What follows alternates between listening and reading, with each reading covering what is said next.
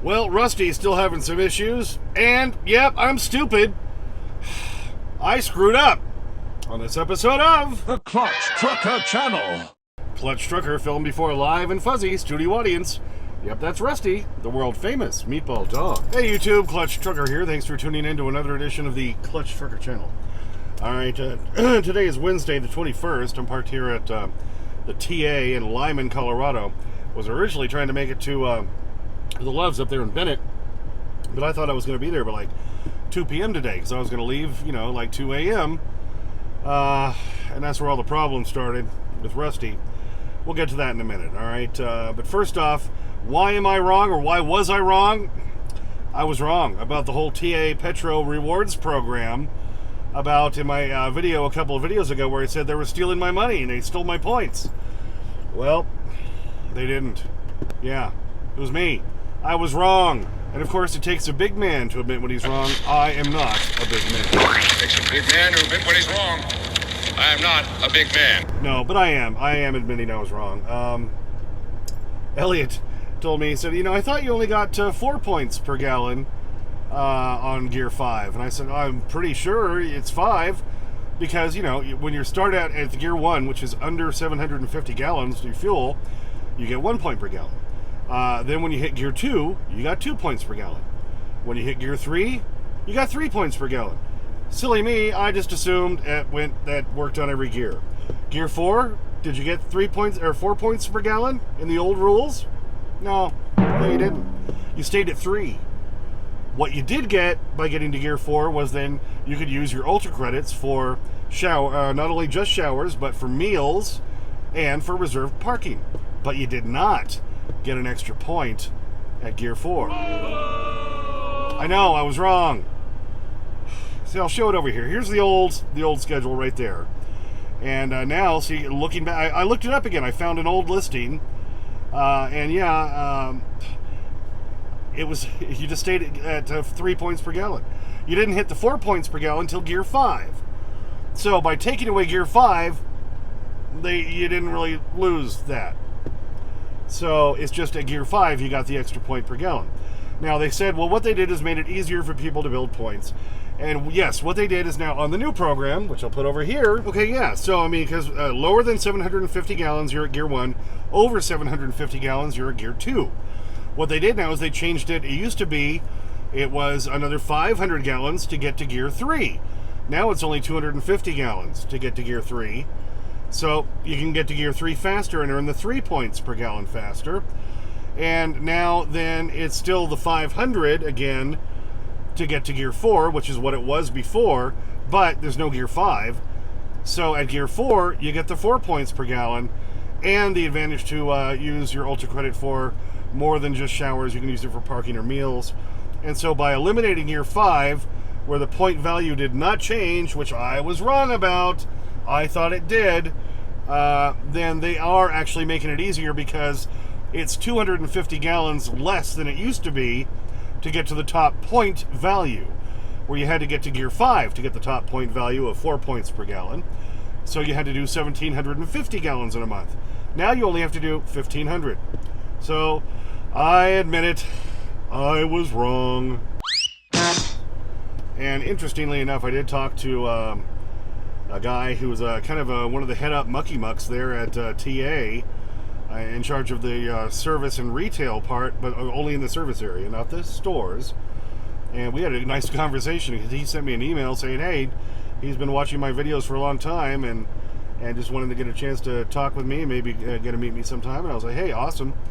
And I told him, gee, just before I called you, I found out I was wrong about that video where I chastised you guys for taking my points away when turns out you hadn't. So I felt kind of bad about that. But he was real nice.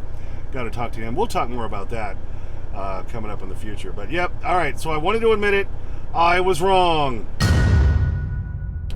All right, and now the other topic of this video, Rusty. He's been having some issues lately, and been peeing on my seat, and so I bought the doggy diapers. I got them right here.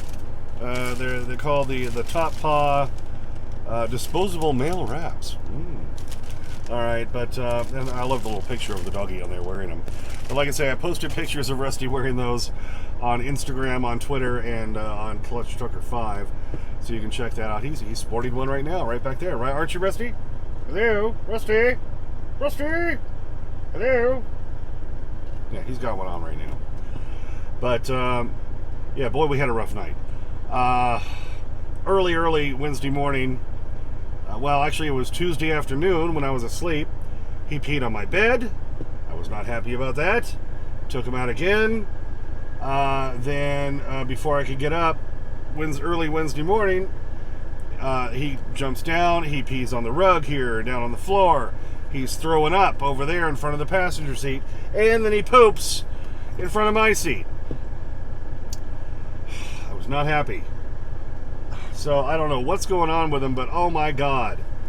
So, of course, then I get my clothes on, get my shoe on, and of course I step in the poop, trying to get him and me out of the truck, put him over in the grass, let him finish doing his business while I'm trying to clean everything up. And I'm trying to clean up the mat and everything else over here. I'm trying to clean up the throw up over there, come back around the truck. He was over on the grass, and now he's gone. He's gone! Oh, and he's pooping in my truck. All right. But now he's gone. And so now I got to try to hunt down the dog. And it took me over 2 hours to find him. He had wandered all around.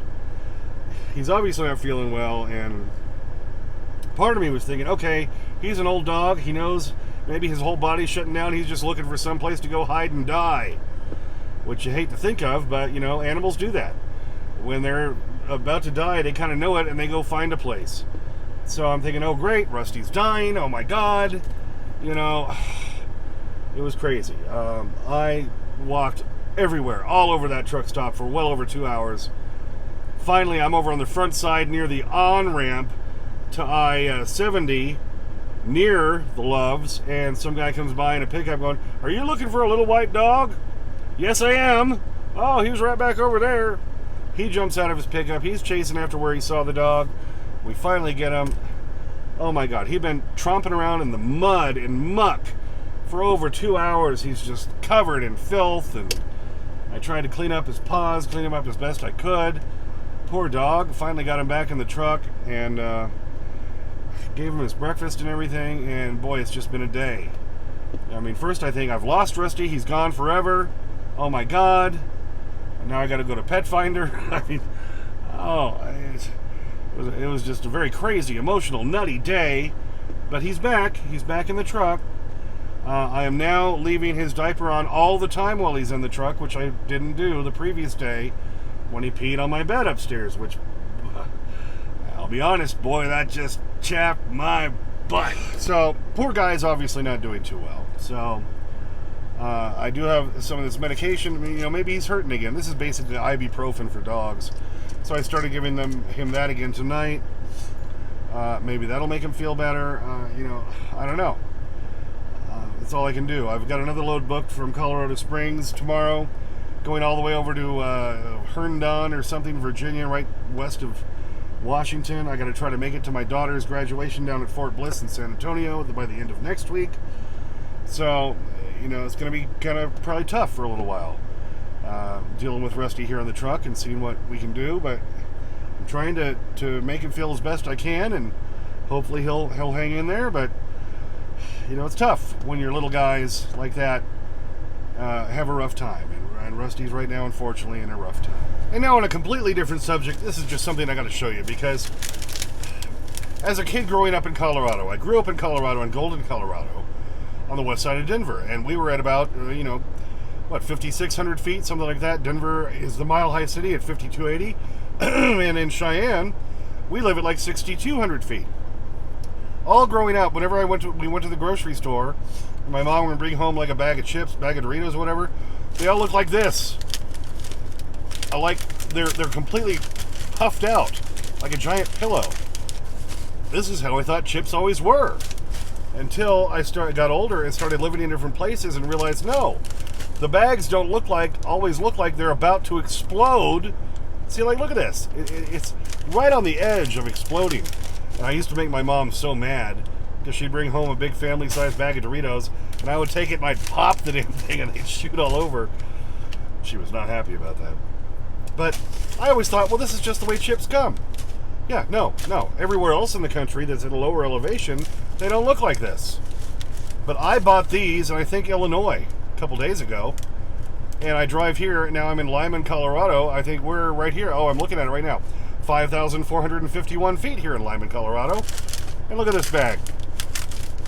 This is why, actually, you cannot transport potato chips over the Continental Divide. They'll all explode.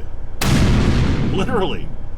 I've run some chips before. I ran some chips I picked up in Utah once, going to the Denver area, and I had to run from Rollins north to Casper and down I-25 to avoid going over 8,000 feet, because if you run from Laramie over into Cheyenne, you go over 8,000 feet. Well, all the bags would explode if you did that. So apparently somewhere between 7,000 and 8,000 feet is the bag exploding point for chips. So most places, if you live west of the Continental Divide, your chips are going to come from somewhere on the west side of the Continental Divide. You live on the east side of the Continental Divide, they're going to come from somewhere on the east side. They don't truck chips over the Continental Divide because of bags like this. I mean, look at this. It looks like it's about to explode, and it's only at 5,400 feet. Add another 3,000 feet to that, pug-a-blooey. Well, thanks for tuning in for that one. Yeah, boy, was it a day? Long day with Rusty stuff. I know, they're coming, all right? I already pulled the bag out to get him to come out. So, yeah, he's still kind of not doing the best. Let's hope this is something he can get past. I mean, he is an old dog, after all. 14 years old, which is old for a dog. Anyway, thanks for tuning in. Please subscribe. Please like and comment. Get to your comments as soon as I can. Sometimes takes a few days because I'm a working truck driver. I know I'm way behind on the comments, so I'm really sorry. It's probably been over a week at this point. Just been a little busy. What do you think? All right, please subscribe. Please like and comment, like I say. Ring that bell for notifications so you know when the new videos come out. Share it. There's also Clutch Trucker on Instagram, Clutch Trucker on Twitter, X, and Clutch Trucker 5 on TikTok. Did put stuff on all three of those just yesterday, with Rusty sporting his new diaper wrap. And as always, sniff that magic YouTube fairy dust. Clutch and Rusty, out. Pardon me, can I borrow your towel? My car just hit a water buffalo. All right, you ready? You ready for the bacon strips? Is that what you want? Is that it? Alrighty, there you go. There you go. Just sing it with me. He's a bag and strip dog. He's a bag and strip dog. Sometimes he eats too fast and it starts to cough. He's a bag and strip dog. Alright, Rusty. Yeah, you're all over it. There's another piece on your bed there. I can see it. It's right there. Alright, now you get your other one. Oh, yes. Happy dog. Thank you, thank you. Thank you, Daddy. I don't know why I sound like Wilbur. No, it's not Wilbur. What's the horse, you know? The horse is a horse, of course, of course.